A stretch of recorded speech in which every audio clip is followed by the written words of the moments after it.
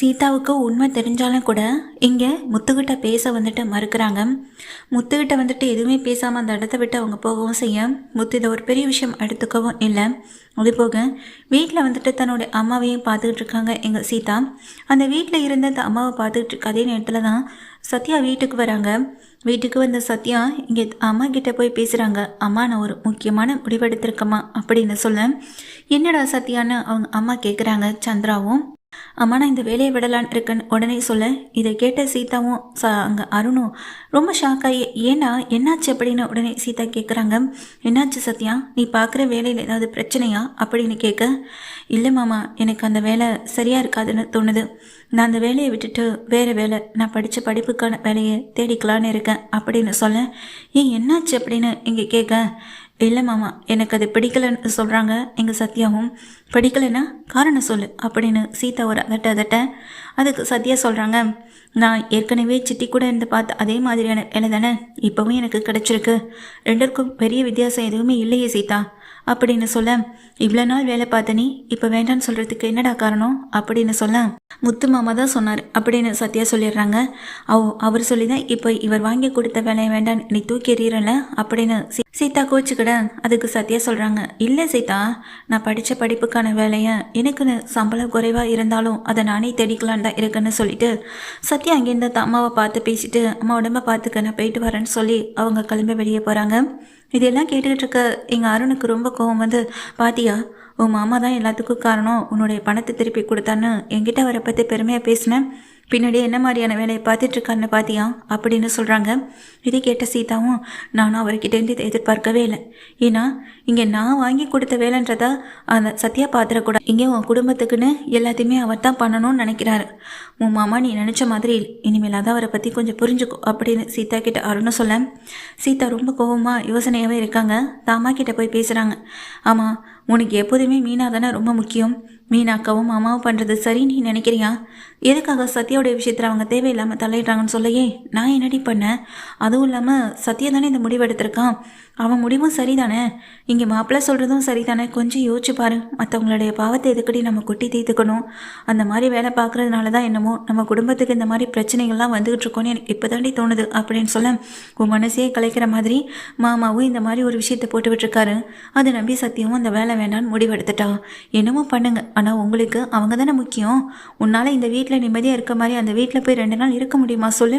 உன்னை இந்த வீட்டில் என்னுடைய அத்தை நடத்துகிற விதம், அங்கே மீனாக்காவுடைய மாமியார் உன்னை நடத்துவாங்கன்னு நீ நினைக்கிறியான்னு சொல்ல, நான் எதுக்கடி வீடு வீடாக போய் தங்கணும்? சொந்தமாக வீடு இல்லைனாலும் வாடகை வீட்லேயாவது நான் குடியிருப்பேன், அங்கே நிம்மதியாக என் காலத்தை கழிச்சிட்டு போவேன்னு சொல்ல, அம்மா இப்போ எதுக்குமா இப்படி பேசுகிறேன்? உனக்கு புரியணுன்றதுக்காக தான் நான் இப்படி சொன்னேன் அப்படின்னு அங்கே சீதா சொல்ல, வேணாம் சீதா, நீ இதுக்கப்புறம் எனக்கு எதுவுமே புரிய வைக்க வேணாம்னு சொல்ல, அதை கேட்டுட்டு இருக்காரு. நீ எதுக்கு நீ அத்தைக்கிட்ட சத்தம் போடுற? சத்யா எடுத்த முடிவுக்கும் முத்து பண்ணுறதுக்கும் அத்தை என்ன பண்ணுவாங்க அப்படின்னு ரொம்ப நல்லவராட்டம் வந்து நடிச்சு சத்யா வந்து அருண் வந்து சீதாவை கூட்டிகிட்டு வெளியே போடுறாங்க. சந்திராவுக்கு மனசெல்லாம் ரொம்ப பாரமாகவும் கஷ்டமாகவும் அப்படியே உட்காந்துருக்க தான் செய்கிறாங்க. உடனே சீதா வந்துட்டு இந்த விஷயத்தை வந்து மீனாவுக்கு ஃபோன் பண்ணி சொல்லி திட்டுறாங்க. உன் மனசில் என்ன நினச்சிட்டு இருக்க நீ? எப்போ பார்த்தாலும் என் புருஷனை மட்டம் தட்டுறதே உன் புருஷனுக்கு வேலையை போச்சா? என் புருஷன் வாங்கி கொடுத்த வேலையை வேண்டான்னு சொல்கிறதுக்கு முதல்ல அவர் யார் அப்படின்னு சொல்ல, இங்கே பார் சீதா, நீ ரொம்ப எல்லாம் மீறி பேசிக்கிட்டு இருக்கேன்னு சொல்ல, நான் இப்போ தான் கரெக்டாக எல்லாரையும் புரிஞ்சு வச்சுக்கிட்டு கரெக்டாக பேசிக்கிட்டு இருக்கேன்னு நீங்கள் சீதா சொல்கிறாங்க. மீனாவுக்கு இதை கேட்டு கோவம் வந்து ஃபோனை கட் பண்ணி விட, ஹலோ ஹலோன்னு எங்கள் சீதா சத்தம் போட, இவள் ஃபோனை வச்சுட்டேன்னு சொல்லிட்டு எங்கள் சீதாவும் ஃபோனை கட் பண்ணிவிட்டு ரொம்ப கோவமாக யோசனையாகவே நிற்கிறாங்க. ஒரு வழியாக அருண் நினச்சதும் நடந்துகிட்டு தான் இருக்குது. அருண் என்ன நினச்சாரோ அது எல்லாமே இப்போ சீதா மூலமாக நடக்கவும் ஆரம்பிச்சிருக்கு. இதுக்கிடையில் இந்த முத்து பண்ண வேலையை வந்துட்டு சகிச்சுக்க முடியாமல் அருண் வந்துட்டு கோவத்தோடு இருக்க தான் செய்கிறாரு. அருண் இந்த கோவத்தில் இருக்க, இன்னொரு பக்கம் சத்யாவுக்கு வேலையை வந்துட்டு கிடைக்க விடக்கூடாது. அவன் கடைசியில் தான் காலடியில் தான் வந்து விழணும். முத்துவை பெருசாக நினச்சிட்டு இருக்கால, அந்த முத்துனால இவன் தான் ரொம்ப கஷ்டப்படணும், அதுக்கு என்ன பண்ணணுமோ அதை செய்யணும் அப்படின்னு அருண் நினச்சிட்டு இருக்காங்க. இப்போது வீட்டில் இருக்க சந்திரா வந்துட்டு, இதுக்கப்புறம் நாம் மாப்பிள்ளை வீட்டிலே இருக்கிறது சரியாக இருக்காது, தேவையில்லாத பிரச்சனை தான் வரும், நாம் இந்த இடத்துலேருந்து கிளம்பி போகிறது தான் சரியாக இருக்கும் அப்படின்னு நினச்சிட்டு இருக்காங்க எங்கள் சந்திரா. வீட்டிலேருந்து வேலைக்கு போன எங்கள் சீதாவும் வீட்டுக்கு திரும்பி வர நேரம் சந்திராவும் பேக்கும் கையுமா ரெடியாக நிற்க, என்னம்மா எங்கே கிளம்பிட்டேன்னு சொல்லி கேட்குறாங்க. அதுக்கு சந்திரா சொல்கிறாங்க, இல்லடி நான் வீட்டுக்கே போகிறேன், இப்போ தான் என் உடம்பு சரியாயிடுச்சுலன்னு சொல்ல. இல்லைம்மா, ஒரு 10 நாளாவது ரெஸ்ட் எடுக்கணும்ல, இப்படி உடனே கிளம்பி போனால் எப்படிம்மான்னு சொல்ல.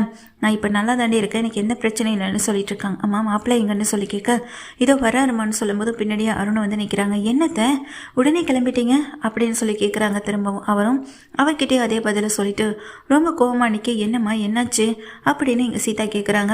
சம்பந்தி ஏதாவது உடம்புக்கு முடியலன்னா சொல்லுங்கள், வீட்டில் இருங்க, ஒன்றும் பிரச்சனை இல்லைன்னு அவங்க அத்தையும் வேற சொல்லிட்டு இருக்காங்க. இல்லை சம்பந்தி, அதெல்லாம் எனக்கு எந்த பிரச்சனையும் இல்லை. நான் எதிர்பார்க்காத ஒரு விஷயம் இந்த வீட்டில் நடக்கிறப்போ அது எனக்கு ரொம்ப பெரிய பிரச்சனையை தான் கொடுக்குது அப்படின்னு சொல்லிட்டு இங்கே அருண் பக்கத்தில் போகிறாங்க. என் பொண்ணு அவங்கள நம்பி கல்யாணம் பண்ணி வச்சு, ஆனால் அவள் சந்தோஷமாக தான் இருக்கான். ஆனால் அதே சந்தோஷம் அவளுக்கு வாழ்க்கை முழுக்க நீடிக்குமான்னு கேட்டால் எனக்கு தெரியலை.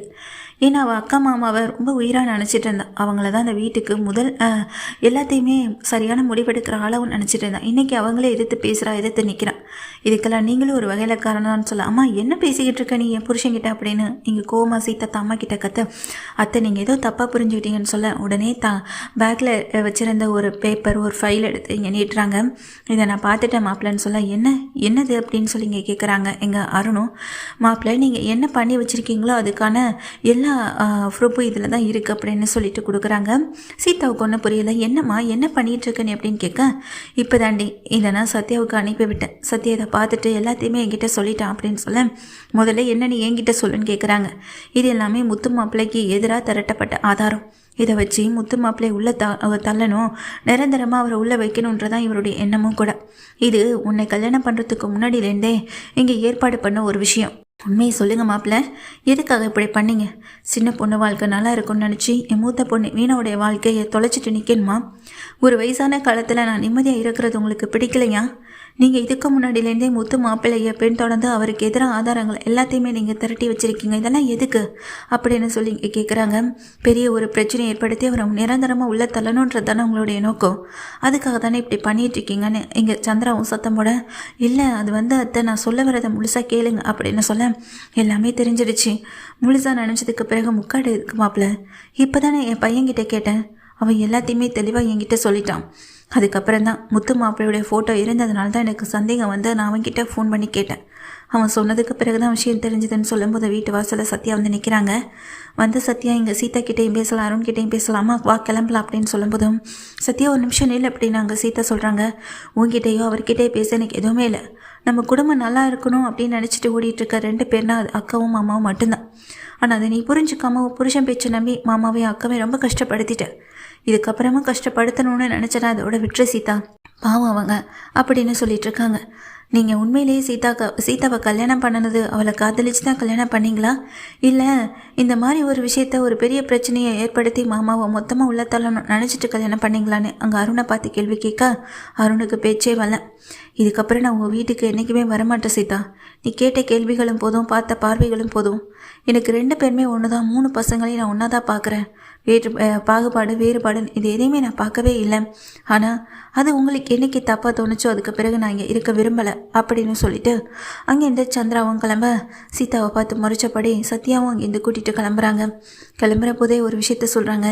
இந்த வேலையை இழந்துட்டேன், இனி எந்த வேலையும் கிடைக்காத மட்டும் நினைக்காதீங்க, எனக்கான வேலை என்னைக்காவது ஒரு நாள் கிடைக்கும், அதுக்காக நான் ஓடிக்கிட்டே தான் இருப்பேன்னு அங்கே சத்யா திரும்ப சொல்ல. இதை கேட்ட அருணுக்கு ரொம்ப அதிசயமாக போயிடுது. ஏன்னா சத்யா தெரிஞ்சுக்கிட்டு தான் பேசுகிறானா, அவன் வேலைக்கு எடுத்தது நான் தானே தெரிஞ்சுக்கிட்டானான்னு ஒரு குழப்பத்தில் அருண் நின்றுட்டுருக்கேன். சீதா அருணை பார்த்து முறைக்கிறாங்க. உண்மையை சொல்லுங்கள், உண்மையிலேயே மாமாவை நீங்கள் மொத்தமாக உள்ள தள்ளணும், அவருக்கு தண்டனை வாங்கி கொடுக்கணும்னு நினச்சிட்டு அதெல்லாம் பண்ணிகிட்ருக்கீங்களான்னு சொல்லி கேட்க, நான் சொல்கிறத ஒரு நிமிஷம் நீயாவது கேளு அப்படின்னு சொல்கிறாங்க. நான் எதுக்கு கேட்கணும் அப்படின்னு அங்கே சீதா சொல்ல. அப்போது இங்கே வாசல் வரைக்கும் போன சந்திராவும் அந்த சத்யாவும் திரும்பி பார்க்க, நான் சொல்ல வரதை கேளு அப்படின்னு சொல்கிறாங்க. முத்துவை பழி வாங்கணும்னு தான் நினச்சேன், ஆனால் உண்மையிலேயே உன்னை பிடிச்சி தான் கல்யாணம் பண்ணேன். என் அப்பாவோட இறப்புக்கு முத்து தான் காரணம், அதனால தான் நான் இதெல்லாம் பண்ணேன் அப்படின்னு இங்கே வேகமாக அருண் சத்தம் போட 2 பேருமே திரும்பி பார்த்து அப்படியே அதிர்ச்சியில் நிற்க. அவனே இங்கே சீதா கேட்குறாங்க, என்ன சொல்கிறீங்க அருண் அப்படின்னு கேட்க, ஆமாம் என் அப்பா இறப்புக்கு காரணமானவனை நான் தேடிக்கிட்டு இருந்தேன், அது முத்து தானே தெரிஞ்சது, அதனால தான் முத்துவை ஃபாலோ பண்ண ஆரம்பித்தேன், அவனுக்கு எதிராக ஆதாரம் எல்லாத்தையும் திரட்ட ஆரம்பித்தேன், அவனை மொத்தமாக உள்ள தள்ளணும்னு நினச்சேன். இதில் எந்த தப்பும் இல்லையே சீதா அப்படின்னு சொல்ல. என்ன சொல்கிறீங்க அருண் கேட்க எல்லா விஷயத்தையும் சொல்கிறாங்க. ஆமாம்மான்னு அவங்க அம்மாவும் இதுக்கு சரின்னு சொல்கிறாங்க. ஆமாம்மா அப்படின்னு சொல்லும்போது இதை கேட்ட சீதா நம்ப மாட்டேன், இதை நான் என்றைக்குமே நம்ப மாட்டேன். என் மாமா மேலே இது வரைக்கும் நீங்கள் சொன்ன பழியெல்லாம் நம்பி நான் அவரை இங்கே சகிச்சுக்கிட்டு அவரை நான் எதிர்த்து நின்னதெல்லாம் போதும். ஆனால் ஒரு கொலைப்பள்ளியை தூக்கி போடும்போது நிச்சயமாக அவர் அதை செஞ்சுருக்க மாட்டான்னு தான் நான் நம்புகிறேன். எனக்காக அவ்வளோ தூரம் அவர் நிறைய விஷயங்களை யோசிச்சு செய்யும்போது அவருக்காக நான் செய்கிற ஒரே ஒரு விஷயம் அவர் மேலே தப்பில்லைன்னு நிரூபித்து அதுக்கப்புறம் உங்கள் கூட நான் சேர்ந்து வாழ்கிறதா. அது வரைக்கும் இனி நான் உங்கள் கூட பேச மாட்டேன், உங்களை பார்க்க மாட்டேன். என் மாமா மேலே தப்பு இல்லைன்னு நான் நிரூபித்து காட்டுறேன்னு சொல்லி சீதாவும் அவங்க அம்மா கூடயும் சத்யா கூடயும் அந்த வீட்டை விட்டு கிளம்ப அருணுக்கு ரொம்ப பெரிய அதிர்ச்சியாக இருக்குது. அவங்க அம்மாவுக்குமே அதிர்ச்சியாக தான் இருக்குது. சந்திராவும் இதுக்கப்புறம் ஒன்றும் பேசலை. நான் என் பொண்ணை கூட்டிகிட்டு போகிறேன் மாப்பிள்ளை, நிச்சயமாக ஒரு நாள் திரும்பி வருவான். என் மாப்பிள்ளை மேலே தப்பில்லை நிரூபிச்சுட்டு உங்கள் கூட சேர்ந்தவ சந்தோஷமாக வாழ்வான். அந்த நம்பிக்கை எனக்கு இருக்குன்னு சொல்லி சந்திராவும் சீதாவை கூட்டிகிட்டு கிளம்புறாங்க. தப்பான ஒரு கண்ணோட்டத்தோட எங்கள் அருண் பார்க்குறதுனால தான் இந்த பெரிய பிரச்சனைக்கு காரணம். முத்து அந்த தப்பை பண்ணலைன்னு அருணும் புரிஞ்சுக்க தான் போகிறாரு. முத்து காத்துக்கிட்டு இருக்கதும் இங்கே இறந்து போன அவங்க அப்பா கொடுத்த ஒரே ஒரு விஷயம் மட்டும்தான். அதை அவங்க குடும்பத்துக்கிட்ட ஒப்படைக்கணும் அப்படின்றதான் அவருடைய எண்ணமும் கூட. அதுக்காக மட்டும்தான் அவர் வெயிட் பண்ணிகிட்டு இருக்கவும் செய்கிறார் முத்துவும்.